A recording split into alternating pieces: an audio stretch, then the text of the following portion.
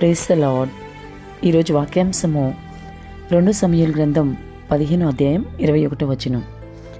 ఇత్తయి నేను చచ్చినను బ్రతికినను ఏ స్థలమందు నా ఏలిన వాడవగు రాజువునగు నీ అందు ఆ స్థలమందే నీ దాసున్నైనా నేనుందునని రాజుతో మనవి చేశాను.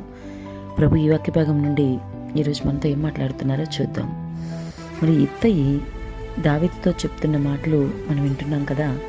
ఏ స్థలమందు నా ఏలిన వాడవును రాజువునకు నీ ఉందువో ఆ స్థలమందే నీ దాసునైనా నేనుందునని రాజుతో చెప్పినట్లుగా గమనించాలి. మరి ప్రియ సహోదరి సహోదరుడా, ఈరోజు మరి నీ ఆత్మీయ స్థితి ఎలా ఉంది?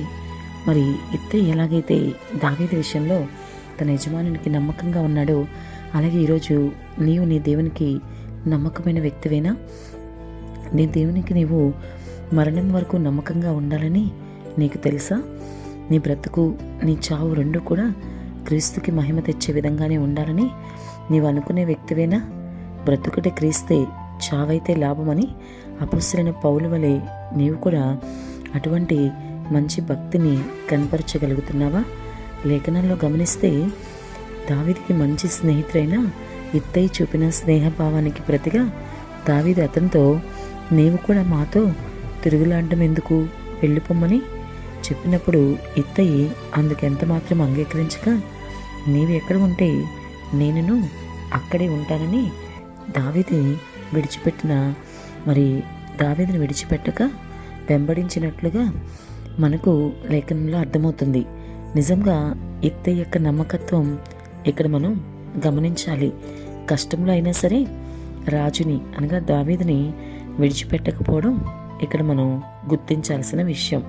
మరి ఇత్తయి చేసిన పని అతనికి దావీదు పట్ల ఉన్న స్నేహభావాన్ని, నమ్మకత్వాన్ని, అభిమానాన్ని, తన యజమానుడు ఎక్కడుంటే కష్టమైనా సరే అక్కడే ఉండాలన్న గొప్ప విశ్వాసాన్ని కూడా మనకు కనపరుస్తుంది. మరి మిత్రమా, ఈరోజు నీ పరిస్థితి ఏంటి? నీ దేవుని పట్ల నీవు కూడా ఇత్తయి దావీదు పట్ల చూపించిన ఆ నమ్మకత్వం, ఆ ప్రేమ, విశ్వాసం చూపించగలగాలని ఈరోజు ఈ వాక్య భాగం ద్వారా ప్రభు నీతో సూటిగా మాట్లాడుతున్నారు. చిన్నపాటి శ్రమ ఎదురైతే సారు, ప్రభు నుంచి దూరమే వెళ్ళిపోతావు కదా. మరి ఇప్పుడు ఈ వాక్య భాగం ద్వారా నీతో ప్రభు మాట్లాడుతున్న ఈ సందర్భంలో నువ్వు మార్పు తెచ్చుకో. చిన్న చిన్న విషయాలకి దేవుణ్ణి విడిచి వెళ్ళిపోకుండా మరి నీవు కూడా దేవుని పట్ల మంచి విశ్వాసం కలిగి ప్రేమతో జీవించు. జీవితకాలం ఆయన్ని ప్రేమించు. ఈ లోకంలో ఎవరు నిన్ను ప్రేమించినంతగా ఆయన నిన్ను ప్రేమించి నీకోసం ప్రాణం ఇచ్చారన్న సంగతి ఎప్పటికీ మర్చిపోకు. అంతం వరకు నమ్మకంగా ఉండు. దేవుడు తప్పకుండా నీకు సహాయం చేస్తారు. పరలోకమని గొప్ప బహుమతి ఇస్తారు. ఆమేన్.